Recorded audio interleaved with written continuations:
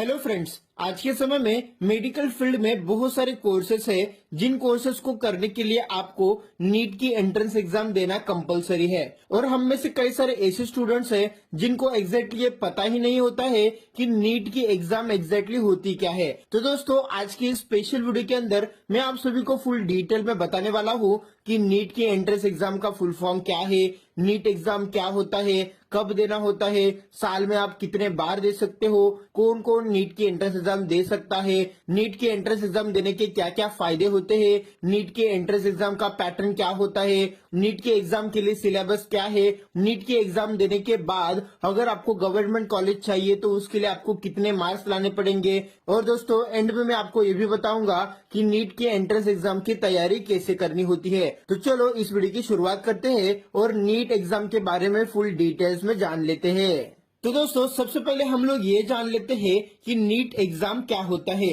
दोस्तों, जैसे कि फ्यूचर में अगर आपको एक इंजीनियर बनना है तो जेईई की एंट्रेंस एग्जाम देना कंपलसरी होता है। वैसे ही दोस्तों, अगर आपको फ्यूचर में एक डॉक्टर बनना है तो उसके लिए आपको नीट की एंट्रेंस एग्जाम देना कंपलसरी होता है। नीट का full form national eligibility cum entrance test होता है। ये एक प्रकार की परीक्षा होती है जिसको देने के बाद आप एलिजिबल हो जाते हो एमबीबीएस या फिर बीडीएस की स्टडी करने के लिए। नीट एग्जाम बहुत ही ज्यादा पॉपुलर एग्जाम है। अगर आप नीट की परीक्षा पास कर लेते हो तो इसके बाद आपको फ्यूचर में डॉक्टर की स्टडी करने के लिए प्राइवेट या फिर गवर्नमेंट कॉलेज मिल जाएगा। अभी दोस्तों, हम लोग ये जान लेते हैं कि नीट के एग्जाम आप साल में कितने बार दे सकते हो। दोस्तों, नीट एग्जाम साल में एक ही बार आयोजित की जाती है। अगर आप इस एग्जाम को पास कर लेते हो तो दोस्तों आपको स्टडीज के लिए गवर्नमेंट या फिर प्राइवेट कॉलेज मिल जाएगा। अगर आप इस एग्जाम को मिस कर देते हो तो ये दोस्तों आपकी बहुत बड़ी गलती होगी, क्योंकि ये एग्जाम साल में एक ही बार आती है और डॉक्टरिंग का कोर्स करने के लिए नीट की एग्जाम देना कंपलसरी है। तो दोस्तों, आप भूल कर भी इस एग्जाम को मिस मत करना। अगर दोस्तों कुछ कारणों की वजह से आपका ये एग्जाम मिस हो जाता है तो दोस्तों उस कंडीशन में आपको पूरा साल बर्बाद करना पड़ेगा। आपको फिर से नीट की पूरी तैयारी करनी पड़ेगी और अगले साल आपको अप्लाई करना होगा। नीट के एग्जाम देने के लिए क्या एलिजिबिलिटी क्राइटेरिया है, यानी कौन कौन सा स्टूडेंट नीट के एग्जाम दे सकता है। दोस्तों, नीट की एंट्रेंस एग्जाम आप 12th के बाद ही दे सकते हो और ये एग्जाम देने के लिए आपको 12th में मिनिमम 50% मार्क्स लाना जरूरी है। और आपको 50% से ज्यादा मार्क्स मिलते हैं तो ही दोस्तों आप नीट के एग्जाम देने के लिए एलिजिबल होते हो।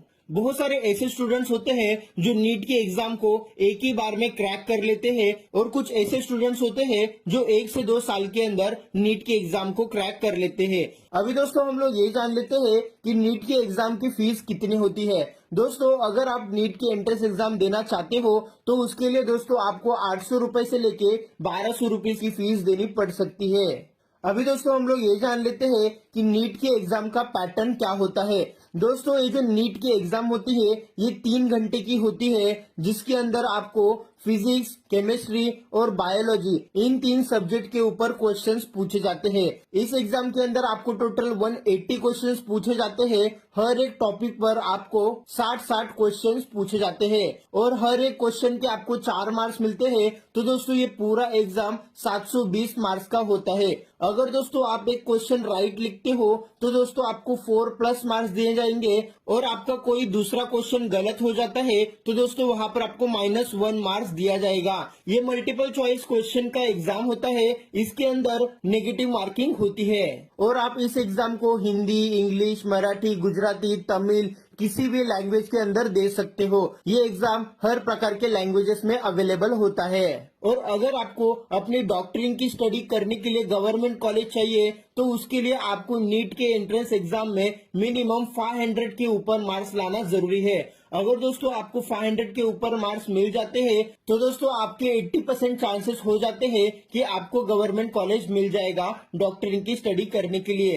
अगर आपको 600 के ऊपर मार्क्स आ जाते हैं तो दोस्तों आपको 100% गवर्नमेंट कॉलेज मिल जाएगा। तो दोस्तों, नीट के एग्जाम ही आपका करियर डिसाइड करेगी। तो इसलिए दोस्तों आप 11th एंड 12th से ही इस एग्जाम पर ज्यादा फोकस करो और इस एग्जाम को जरा सीरियसली लो, क्योंकि दोस्तों इस एग्जाम के ऊपर ही आपको अपने स्टडीज के लिए गवर्नमेंट या फिर प्राइवेट कॉलेज मिलने वाला है। बहुत सारे ऐसे स्टूडेंट्स होते हैं जिनको 500 के नीचे अगर मार्क्स मिल जाते हैं तो वो नेक्स्ट साल के लिए अप्लाई करते हैं।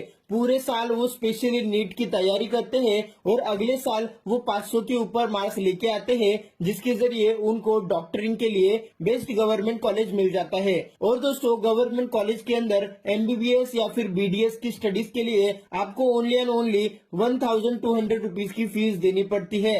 और प्राइवेट कॉलेजेस के अंदर आपको एमबीबीएस या फिर बीडीएस का कोर्स करना है तो दोस्तों उसके लिए आपको लगभग 85 लाख रुपए से लेके 1 करोड़ रुपीस तक की फीस देनी पड़ सकती है। ये पूरे 5 साल की फीस होती है। तो अभी आप नीट के एग्जाम का महत्व जान गए होंगे।